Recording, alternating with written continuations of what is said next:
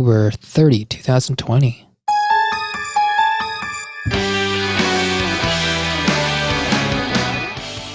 This is a special Halloween 5-Minute Friday episode from the 39.6 Facebook and YouTube Live Finance Show, the show that teaches high earners like yourselves how to make your money work for you so you don't have to work for your money. Today, money lessons from trick-or-treating. All right. It's really interesting.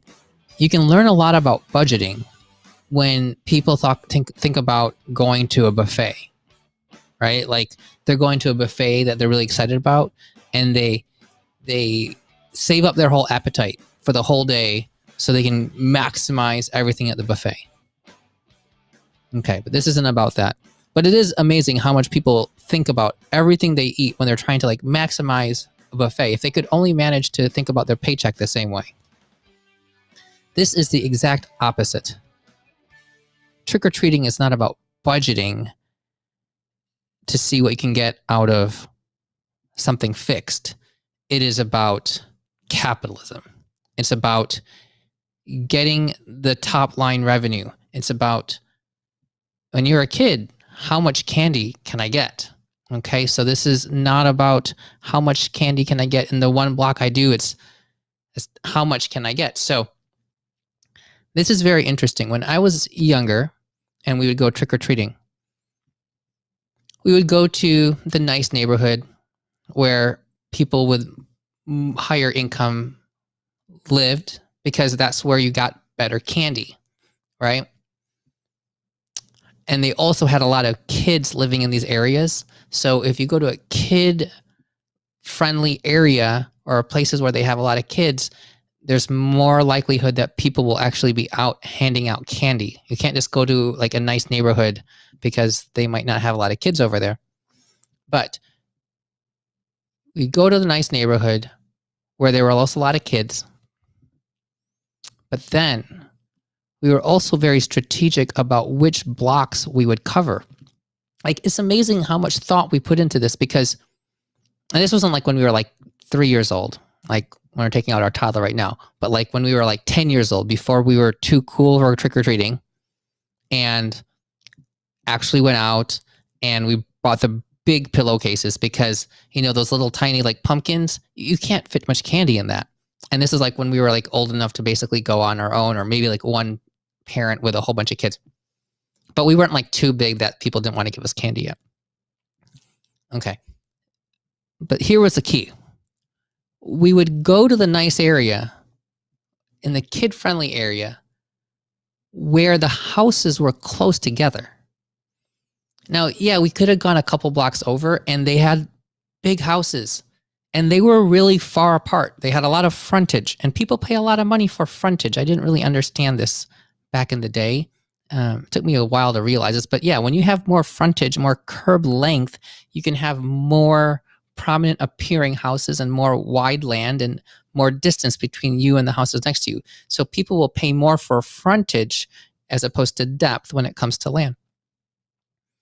However, this is the exact opposite of what you're looking for when you're trick-or-treating, because now you have to go a long way apart between each block, and people don't want to do that. And you know what? Some of these big houses, because they're so far apart, you know, they just might not get hit up with as many trick-or-treaters, so they might not even be there. They might not have their lights on.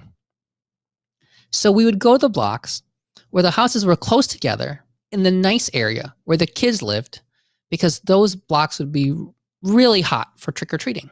And in the nice area, the people have nice candy. At least that was how we thought about it.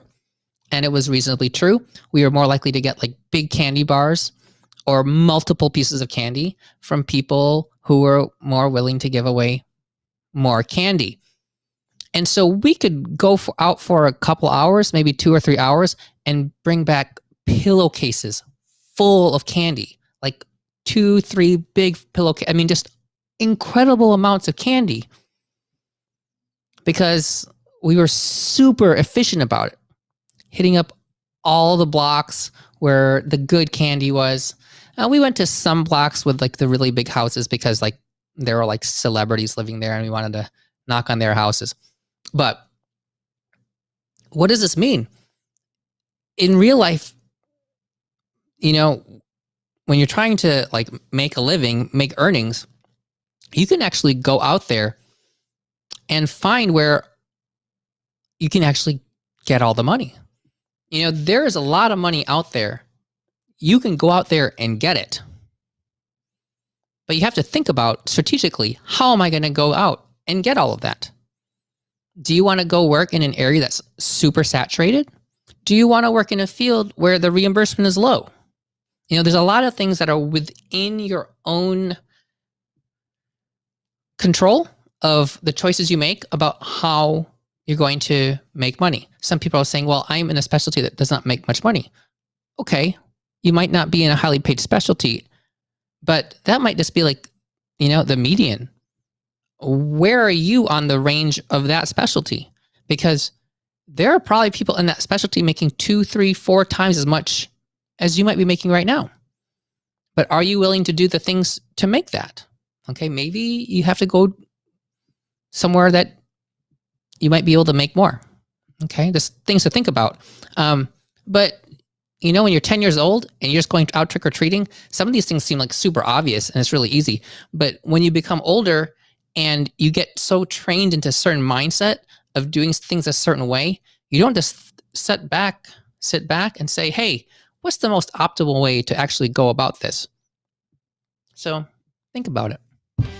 I mean, when your kids can go trick-or-treating and figure out how to optimize their situation, as an adult working in the real world, you can think about doing the same thing. All right. That's it for this quick 5-minute Friday pre-Halloween episode. Tomorrow we have a real Halloween episode with Jimmy Turner. 7:30 Central Time, the physician philosopher.